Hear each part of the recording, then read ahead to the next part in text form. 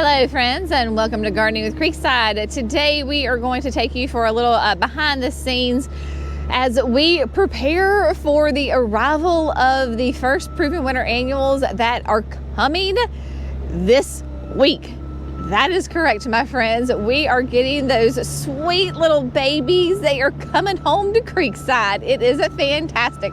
We always get so excited when those little proven winter liners come off the truck, those little annuals. There's the sweet little things because we know that what the future holds for them in all of their gorgeous glory. And so what we're doing is we've got to be prepared for that, right? I mean, we have got thousands upon thousands and thousands of annuals arriving this year, and we're going to be growing here at Creekside for you sweet folks, whether you're coming to the nursery and seeing us or whether you're ordering online, because we are a grower retailer. We grow the plants that we sell.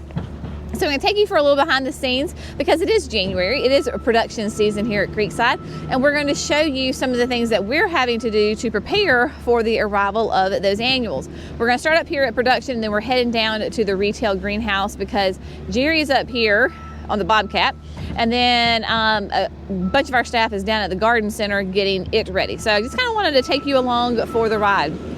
So before I got up here, he was moving all of the bags of soil that were up here, because when the 18-wheeler from Sungrow, because that is where we get our production soil from, when it comes up here and we have to unload it with the Bobcat because they are these massive pallets of soil.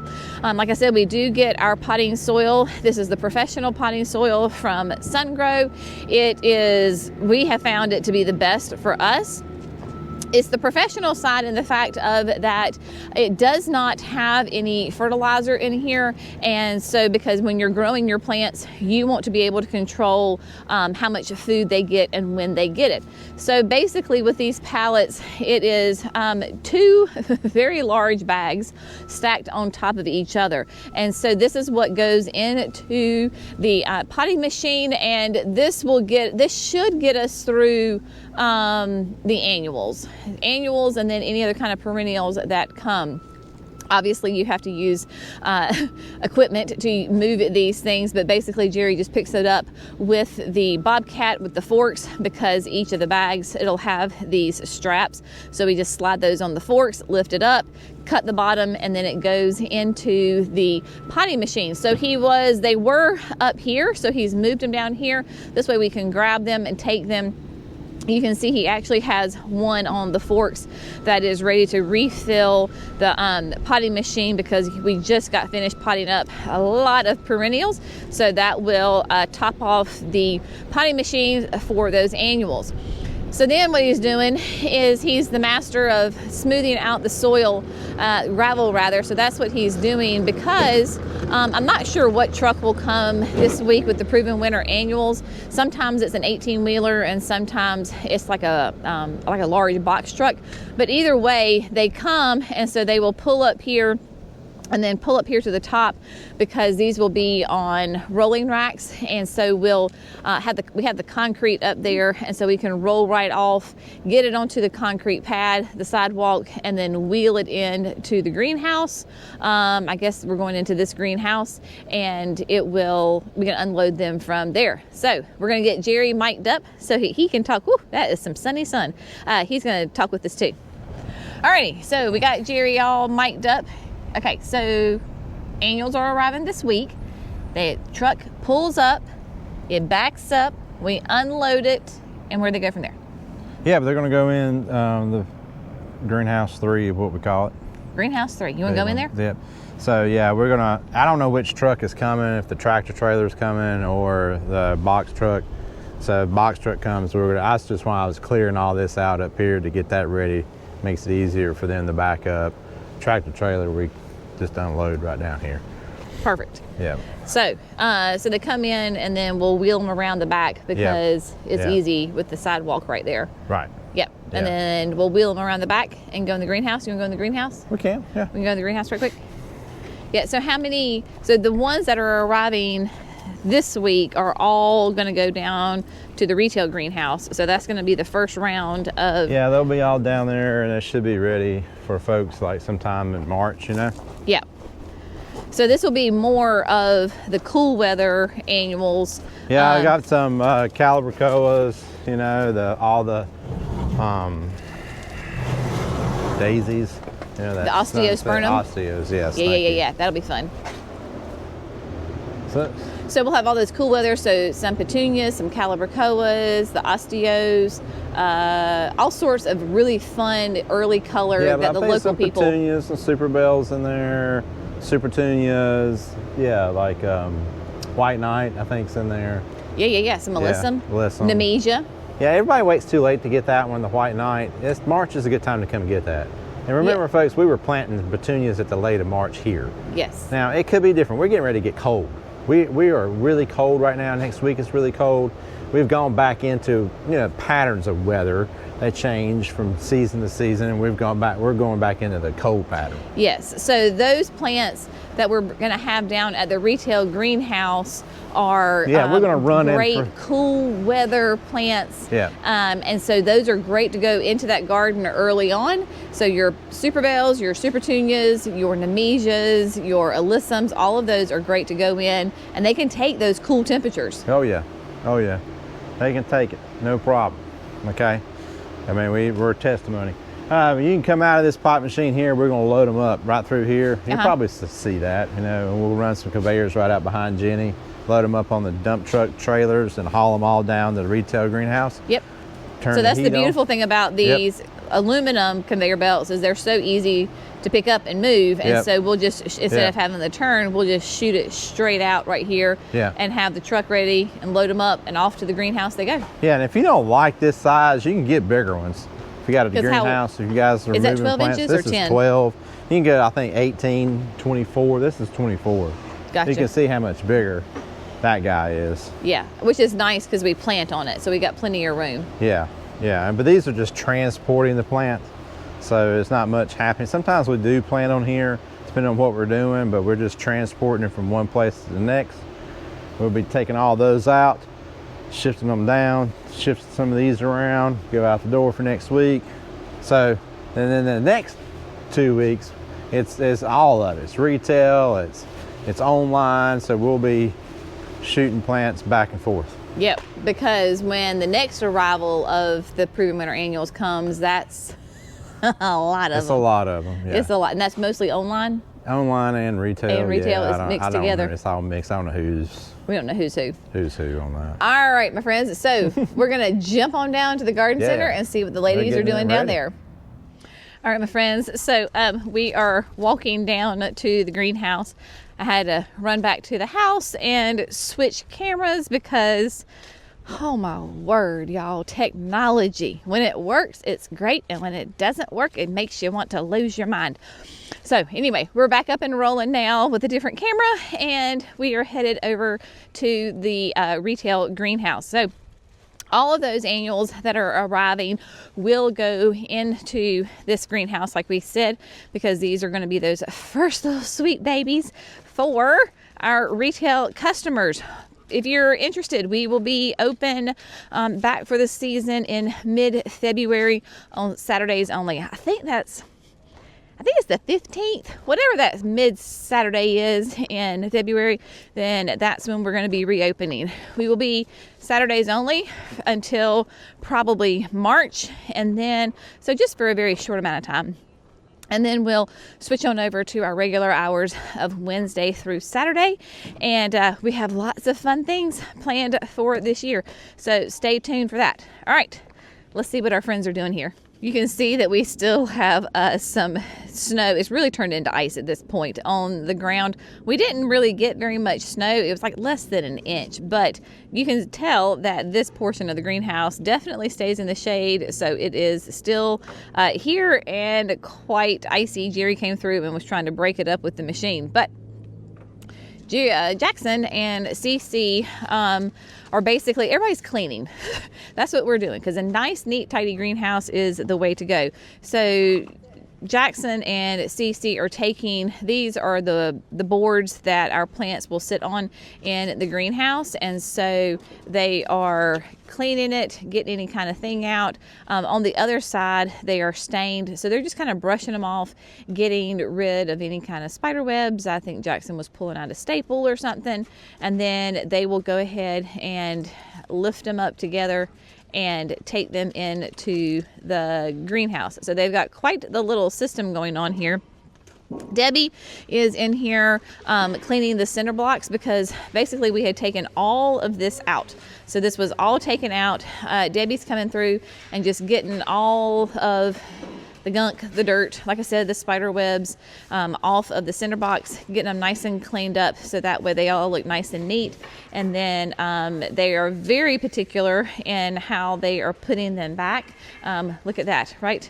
It's the simple things, y'all. All the cinder blocks are turned the exact same way, nice and even and balanced. This is a great thing when you've got employees that just take, oh my gosh, do such an amazing job. So getting them all set up, and you can see, so Catherine is bringing the cinder blocks over here and kind of getting them set up into space, because the reason that we do this is because when you have the cinder blocks so close to each other right here, inevitably throughout the season, you've got soil that falls down, you've got foliage, you've got flowers, things get caught between the cinder blocks, the concrete gets dirty. So we want everything to be as clean as possible. One, for aesthetics, but two, also it's a very practical reason, because we need to make sure that we don't have funguses growing. We don't have,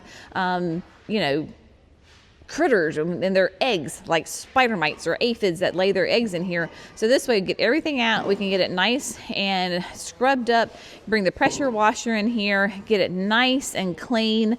Concrete nice and clean just makes an absolute huge difference. So just coming in, getting everything set up makes a world of difference, both aesthetically and on the practical growing side. When we pot up all these annuals, they are going to be filling all of these tables, are going to have lots of little baby annuals on them. One more step that we have to do before the annuals actually arrive, because the annuals will arrive, well, we don't know exactly yet, because we don't know exactly the day that they're going to arrive. Typically, it could be like maybe a Tuesday or Wednesday. It could even be a Thursday that they arrive. So what we're going to do is we are going to do a little bit of a different top here on our tables. Right now, this basically like, I don't know what you call it. It's not chicken wire, but it's, it's nice thick wire. And so it holds the plants really, really well. But last year, 2 years ago, I don't remember, time kind of, all runs together. We redid our outdoor tables, and we put on new tabletops out here. So let me show you what we have out here, because what's out here is going to go in there. So here you can see we have one last table right here at the very front. Brenna does enjoy a good ice cube, and so she has a lot of fun playing with the ice and eating the ice. But this table is the last table out here that has the same wire that is in the greenhouse, so this one has to get redone as well.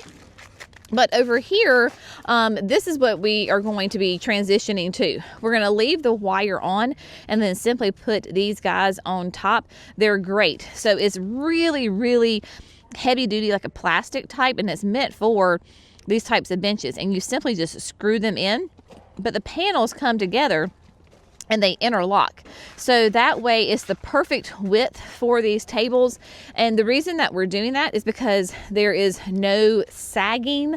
The plants will fit onto the table on a much more balanced.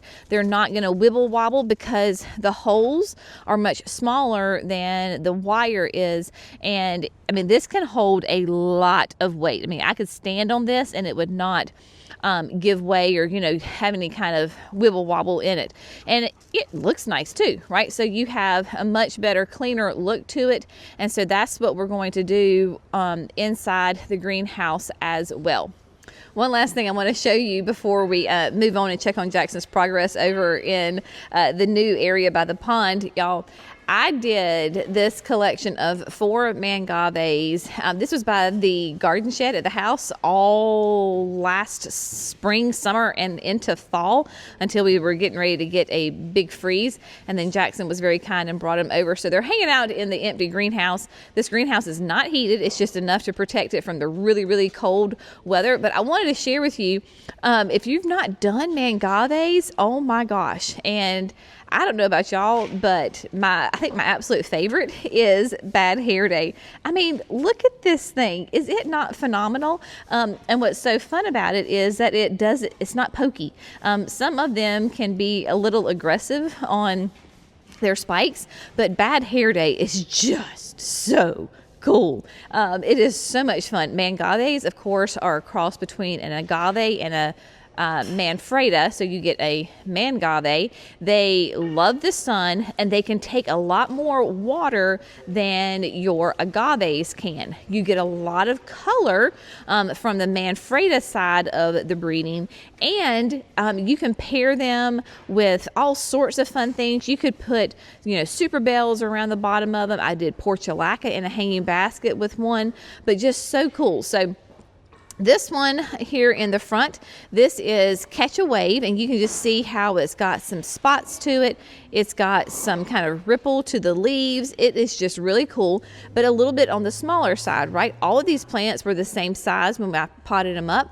And then we have Thunderbird, and Thunderbird is green with some coloration in it as well. Once they get into more sun, that color is going to really start to come back on it, but they are here in the greenhouse.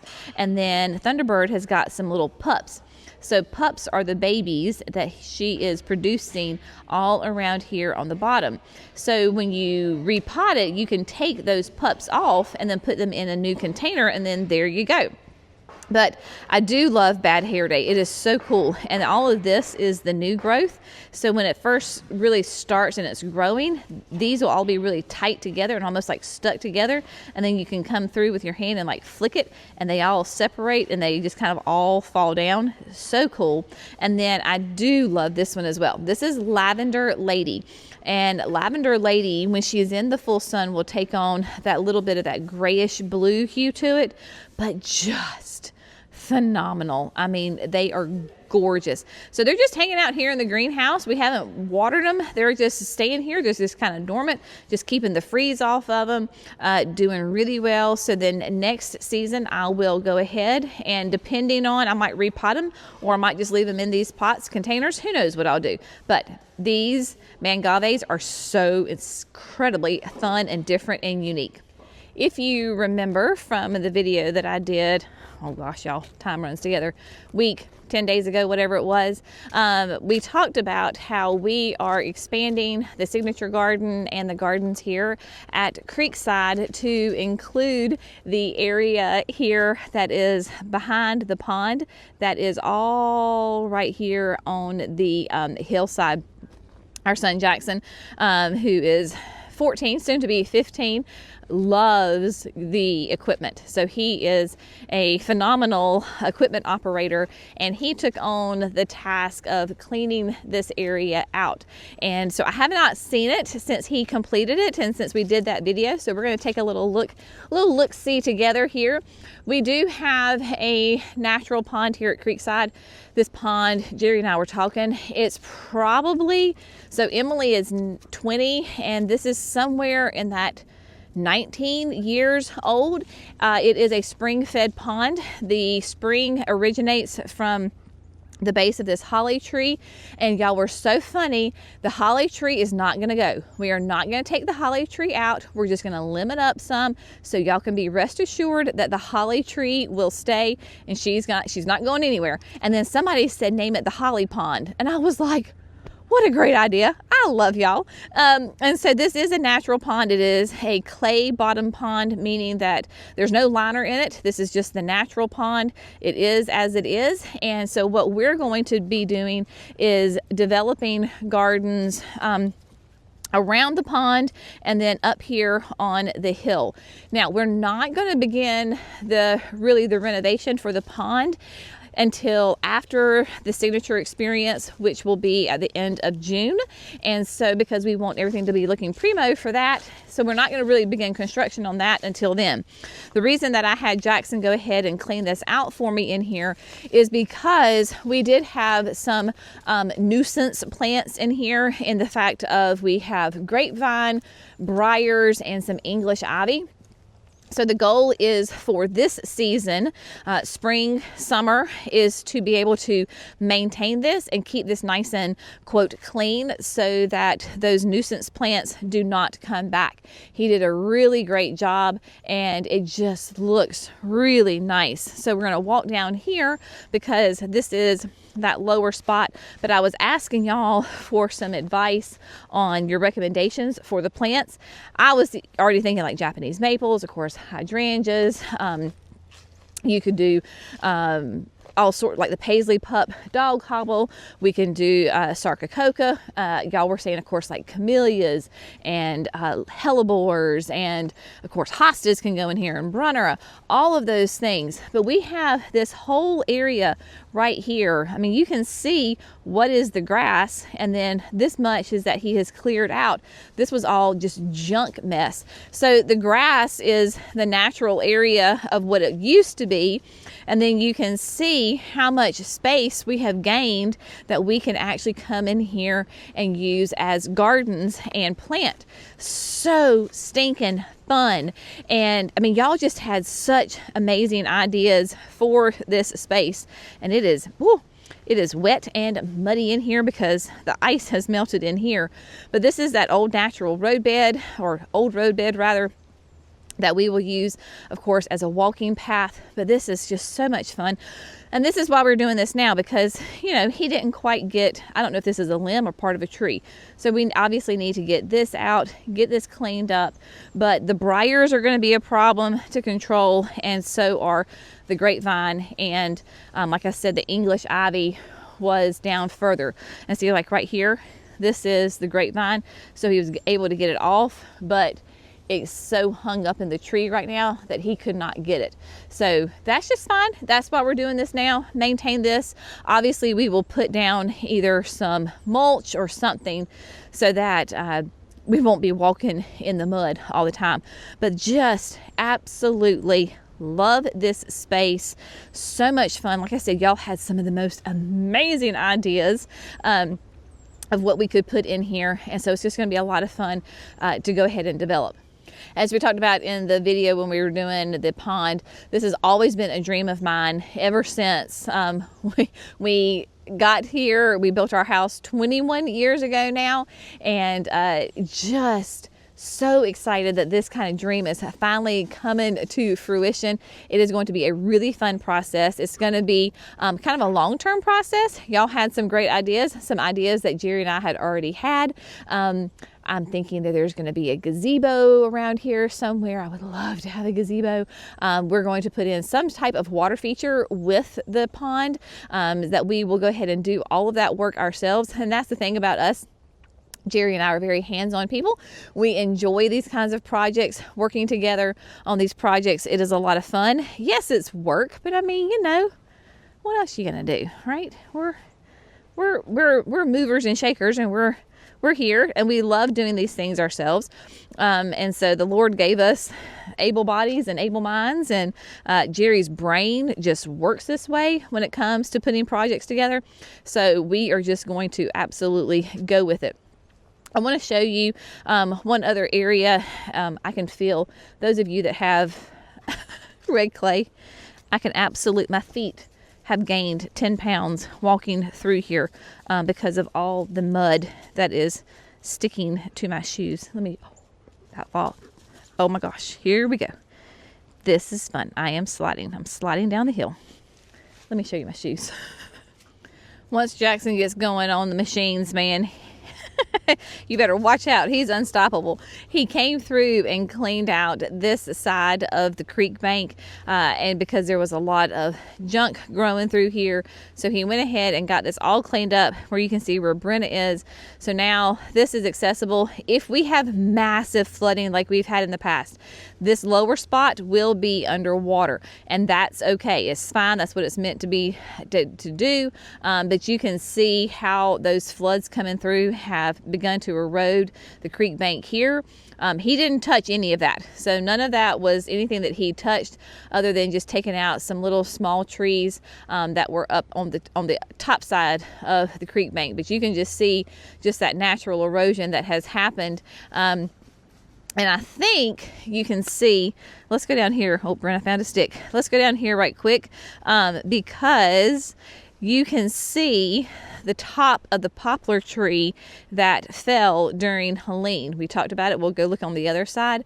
But if you can see right here, let's see if I can zoom in. There we go. So you can see how much that tree fell. I mean, the trunk is absolutely in the water. So it just completely collapsed. The top of that tree came well past where I'm standing right now, which is quite a long distance away. This tree was probably, I don't know, 100 feet tall. It was a massive tree. So it did do some damage when it came through here.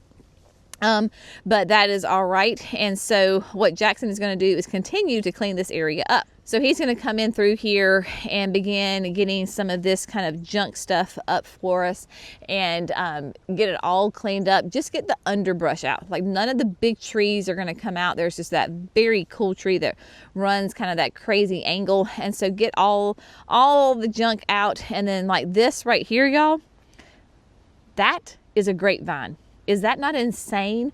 I mean, massive. I mean, it's like an absolute tree in here. So this just kind of takes over everything and really can smother out the trees. I know somebody said, well, Jenny, you know, people do a lot of fun things with grapevines and crafts and all that other stuff, and that's great. But that's not Jenny. And so they're killing my trees, so they are coming out. On the front side here, what we will do is just kind of limb everybody up. So we've got another good sized holly tree, so we can get this kind of limbed up. All of that is the grapevine. Get that cleaned up, because then this is a beautiful planting area right here. Remember, we were talking about putting the tough stuff hydrangeas in here. You know, such, like, how fun is that tree right there? I love it. One of the main things we needed to get is limbed up is this tree, because that lower branch right there, it just seems to go lower and lower and lower. And when you come through to cut the grass in the summertime, those limbs full of leaves, it's hanging pretty low, so it can knock you off a mower pretty quick. And so get all this cleaned up. But I think there's some, I see honeysuckle in here, and that's another nuisance vine. Probably go ahead and take out this little holly tree, because it doesn't really have much of a future. Get that out right there. Get this cleaned up so that we can then use this as some planting areas. And you can see this is the poplar, right? So those are the roots of the poplar. So lots of fun things happening around here. You'll continue to see us develop these gardens this year and into the future, right? We know that this is a very long process, and but a very fun process. So we can't wait to take you along for the ride as we develop both this side. We're going to put in mass plantings of the tough stuff hydrangeas. Oh, gorgeous, absolutely stunning. And then as we develop the hillside here behind the pond, it is going to be just a phenomenal, fun process. And of course, you'll be here with us. Keep those recommendations coming, because like I said, y'all had some amazing, great ideas on plants that will go back here. Just remember, we're North Carolina Zone 8A. So hot, humid, there will be no irrigation on this space. So that means that we have to choose the right plants and choose the right time to plant those plants. So that's why we will be doing the majority of the planting in fall and winter. That way those plants will be have plenty of time to get their roots established before the heat hits, because of course that's what we have to worry about here in North Carolina, is the heat and the humidity. Typically historically, not the cold. So anyway, y'all, I hope you found this fun, informative, and inspirational. Y'all have an amazing day. When those sweet little babies come, we're going to bring you along for the ride so that you can get just as happy and as excited to see those sweet little friends as we are. Y'all have a great day. We'll see you in the next video. Bye, friends.